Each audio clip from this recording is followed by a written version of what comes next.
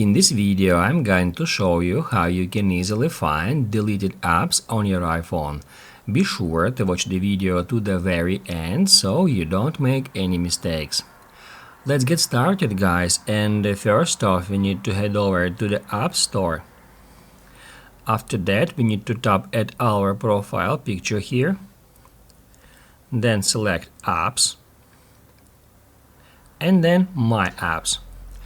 What that will do, that will show you all the applications that are currently installed on your iPhone and all the applications that have ever been installed on your iPhone. If we tap at Not on this iPhone, we can filter all the applications that have been installed on your iPhone, but then you uninstall them.